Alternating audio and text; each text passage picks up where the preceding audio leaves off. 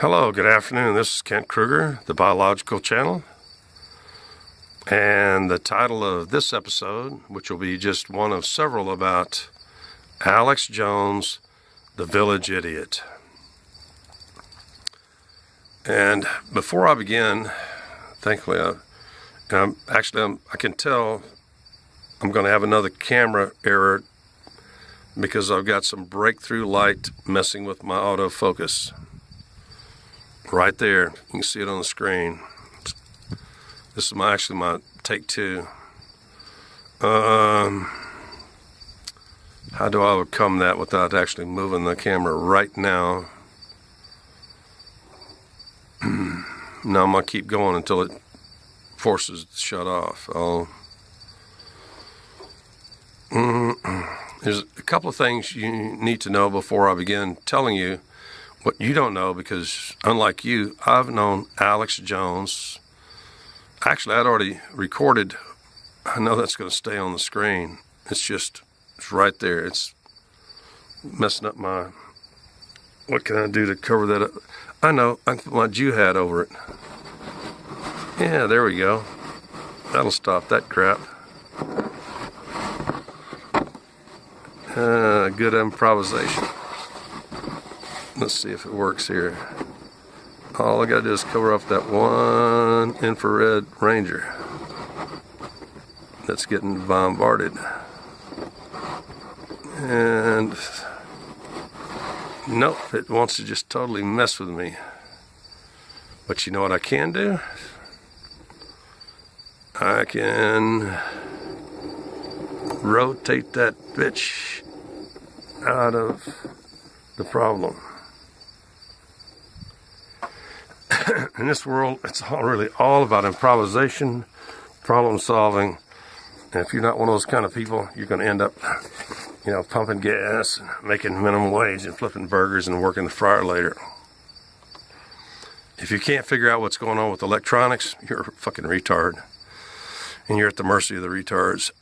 So let me get back to what I was saying, is that before I even met Alex Jones, the Village Idiot, who's still to this day the Village Idiot of Austin, Texas, swear to God, you people who think that he's like the talk of the town, the top of the heap, in Austin, Texas, he's the Village Idiot.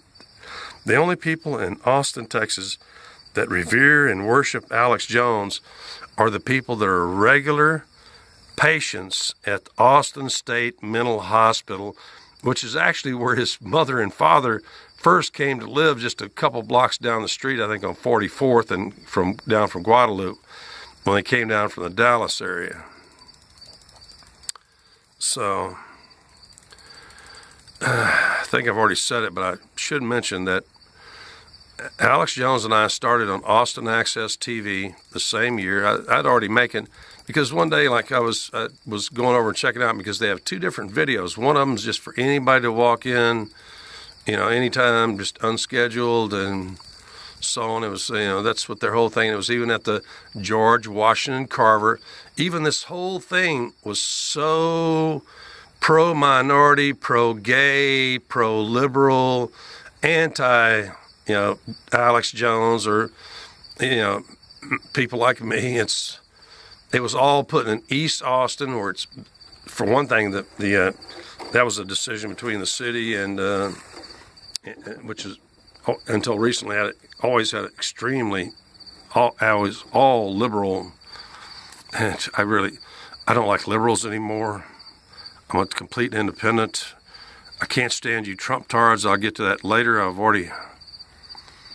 I may have mentioned about the Trump-tard red, the MAGA red people, which is, I may mention in this video now, is because, but I want to give you some background before I go into that. I'm quite sure I can record about 25 minutes, on this phone before I can, whereas my other new smartphone, I could record for a couple of 3 hours, and it would cooperate with my SanDisk, my external memory and stuff like that.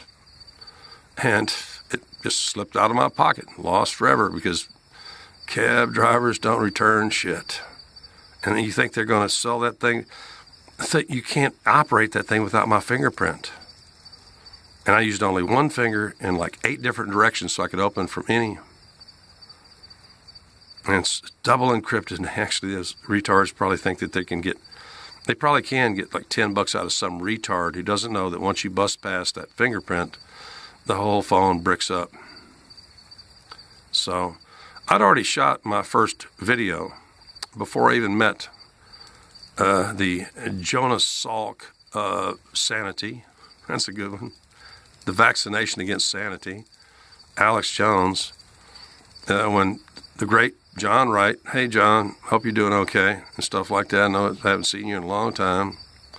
He was training a new crew of people over at the Carver Library and said, hey, we're training a crew. Do you want to make a video? And I said, yeah, sure. Just give me enough time to smoke a cigarette and gather my thoughts. And I walked in there, and my first show was like 33, 34 minutes of just pure genius because when I first came on air, Alex Jones was actually, when I first came on air, I rapidly shot to the top. Everybody was talking about the cannabinoid scientist.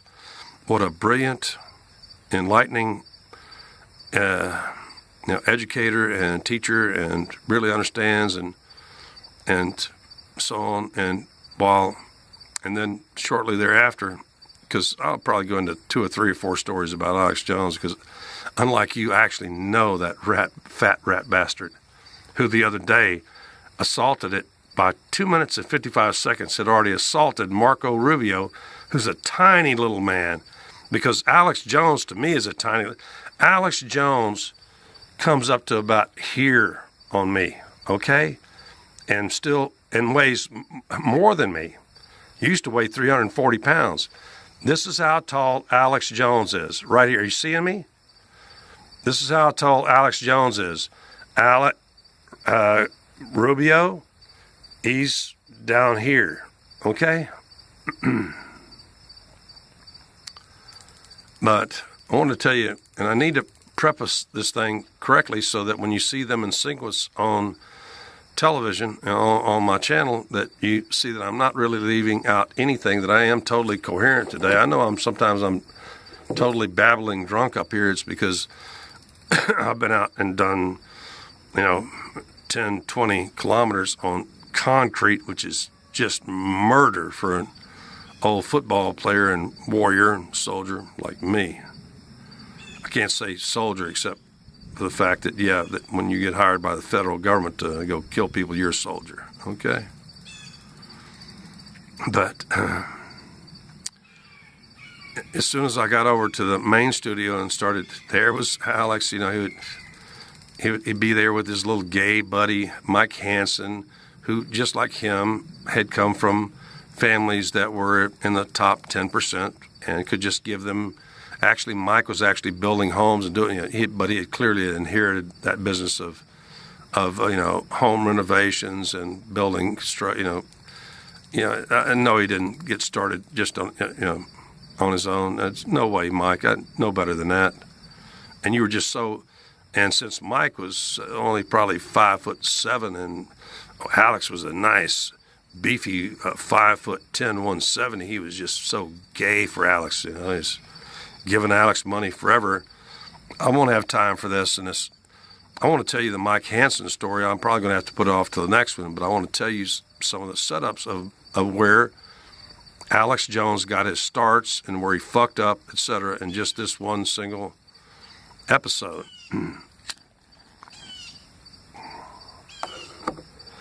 First of all, Austin Access TV, formerly known as ACAC, ACTV, yada, yada. When we all showed up there,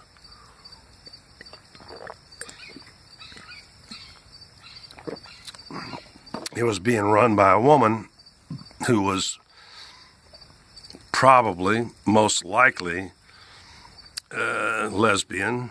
Her name was like Patty Pendergast or some crap like that. I don't really remember because she's already lost a history. She's already, my age or older, and she only got brief fame. Like in Austin Access TV, we're 10 minutes right now. She lost her job at Austin Access Television because she was the director of what is 4 channels and the most watched channels in the Nielsen's in the entire Central Texas region. But actually some of this stuff happened just after 10 p.m., but during the night, like after 11 or 12 or 1 o'clock, you were allowed to come on with some really gay shit. But on several nights in a row, they showed explicit, non-blurred out. I saw the blurred out stuff later.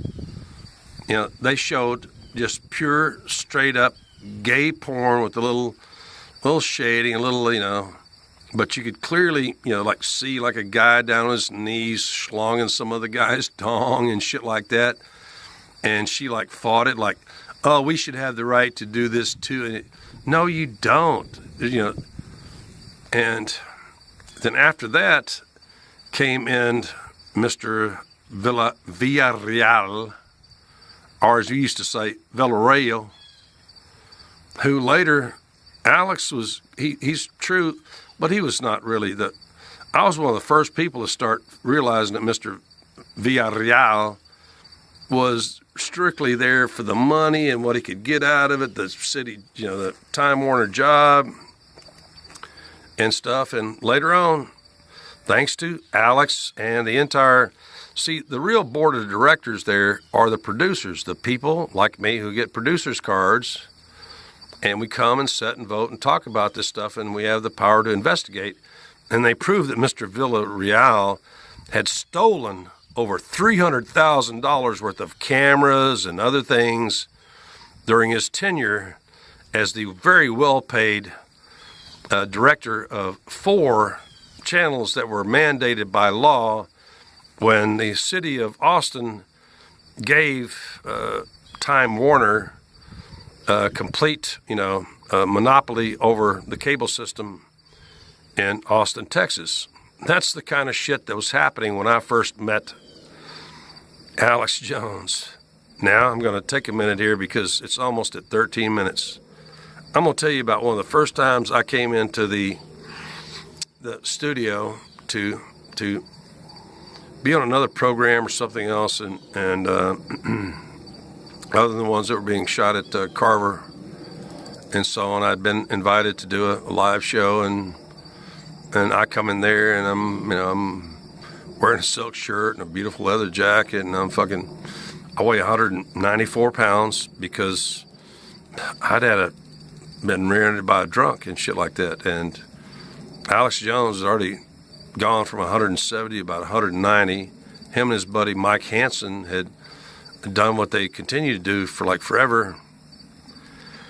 I can see this is easily going to go into a 15-minute and a 10-minute segment here today, and I'm still getting that. Hope it doesn't shut my camera off. I just never seen anybody like that. Most of us who are real performers, whether it's professional athletes or movie stars or whatever, one of the things we tend not to do just before performing is eat a gutload of food and shit like that. And Mike Hansen and fucking Alex Jones, when they were getting ready to get into one of their 4-hour taping episodes, which would lead to the edit bay and all kind of and stuff like that, back when he legally called himself a